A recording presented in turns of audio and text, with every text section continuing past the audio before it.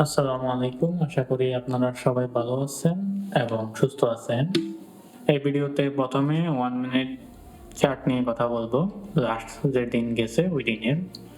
এরপরে হচ্ছে ডিএসইএক্স, ৩ নম্বরে হচ্ছে ব্যাংক সেক্টরটা নিয়ে কথা বলব এবং সর্বশেষ ওয়ারের এই মুহূর্তে অবস্থাটা নিয়ে কথা বলব। চলুন শুরু করা যাক। ১ম এ শুরু করার আগে আমার পক্ষ থেকে কিছু কথা বলতে চাই। এটা আপনি চেক করতে পারেন।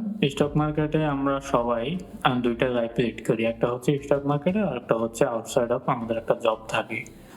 যেহেতু আমার জব আর স্টক মার্কেট ২ টা ২ ক্যাটেগরির। যদিও এনালাইসিসটা আপনার সংযুক্ত আমার জবের মধ্যেও। ২ ক্যাটেগরির হওয়ার কারণে আমার ২ টা জায়গায় প্রিপারেশন নেওয়া লাগে এবং ২ টা জায়গার জন্য আলাদাভাবে কাজ করা লাগে। আপনারা যেহেতু স্টক মার্কেটে আছেন, সেকেন্ড জব করতেছেন, স্টক মার্কেটটা যদি আপনি সেকেন্ড জব হিসাবে চিন্তা করেন, সো অলরেডি ফ্যামিলিয়ার। আশা করি আপনি বুঝতে পারছেন আমার সমস্যা কি হচ্ছে ভিডিও প্রত্যেকদিন দেওয়াতে। চলুন ভিডিওটা শুরু করি। ১ম এ হচ্ছে আপনার 1 মিনিট চার্ট নিয়ে 1 মিনিট চার্টটা কিন্তু ভালো। উপরে নিচে দিয়ে গেছে। বাট এখানে যেটা সবচেয়ে ভালো এটা হচ্ছে অনেক বড়, বড় একটা সেল আছে। সরি, অনেক বড়, বড় বাই আছে। এটা ভালো। আর শেষের যে সেলটা এইটা একটু সমস্যা করে আরকি। আর বাকি মোটামুটি পুরো চার্টটা ভালো। আমার যে চার্টটা আছে। আর শেষের দিনের ডিএসইএক্স আপনার ইনডেক্স যদি দেখি ৩৬.৮ এটা বৃদ্ধি পেয়েছে। এটা আপনারা দেখছেন অলরেডি। আর আমরা যেটা দেখবো এখন ডিএসইএক্স। সো ডিএসইএক্স এখানে একটা নতুন করে সাপোর্ট লাইন তৈরি করতে চাইতেছে। এইখানে যেটা ভালো এটা হচ্ছে আপনার হিস্টোগ্রামটা ওই দিন এর আগের দিন যেটা ছিল নেগেটিভ থাকার পরেও কিন্তু হিস্টোগ্রামটা পজিটিভের দিকে যাচ্ছিল। আর আরএসআই হচ্ছে ৫১.৯১ সো এর থেকে বেশি হওয়ার সম্ভাবনা আছে যেহেতু আরএসআই আপনার এখানে এসে থামছে এর আগের বার। আপনি মোটামুটি এখানে মনে হয় কত ৭২। এই পর্যন্ত আসবে এটা মোটামুটি একটু ধরে রাখার পসিবিলিটি আছে। আর এখন আমাদের এই ডিএসইএক্স কে কন্ট্রোল করে কিন্তু পুরোটা most of the time bank, বুঝছেন? ব্যাংকের উপরেই অনেকটা নির্ভর করে। এইজন্য ব্যাংকটা কিন্তু একটু দেখা দরকার যে ব্যাংকটা কতটুকু আছে, কতটুকু যাবে সামনে। এটা আপনার অনেকটা নির্ভর করে।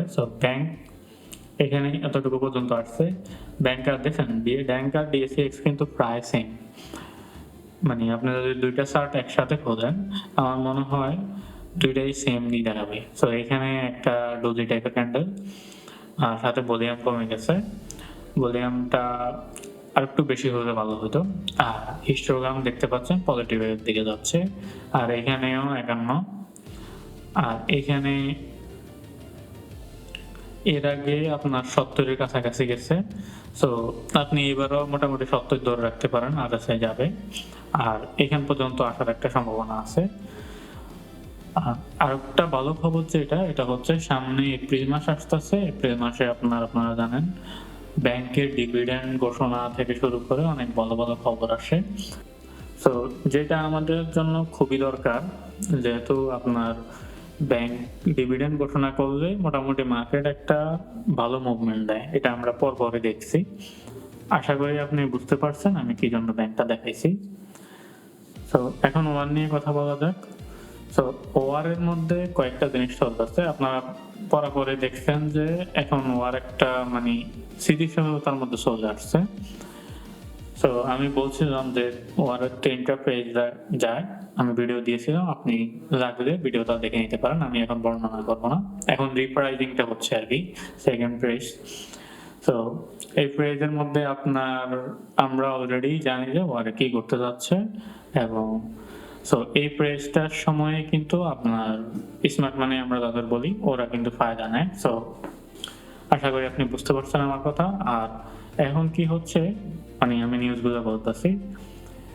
নিউজ হচ্ছে আপনার ট্রাম্প বাইরের দেশের মানে ওর এলাই এবং সাথে চায়না যেটা আছে ওদের কাছ থেকে আপনার ওয়ারের জন্য সৈন্য চাচ্ছে বা শিপ পাঠানোর জন্য চাচ্ছে, কিন্তু উত্তরে বেশিরভাগ রাষ্ট্র না করে দিচ্ছে।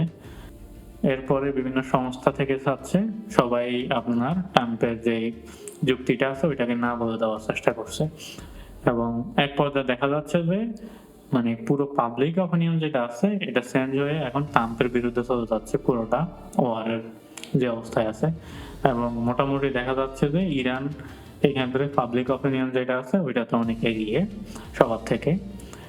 তো সামনে কি হয় এটা দেখার ব্যাপার একটা কথা। আর একটা কথা হচ্ছে ট্রাম্প হাল ছেড়ে দিচ্ছে কিনা এটা হচ্ছে আরেকটা ব্যাপার। আজ এই পর্যন্তই, ধন্যবাদ সবাইকে।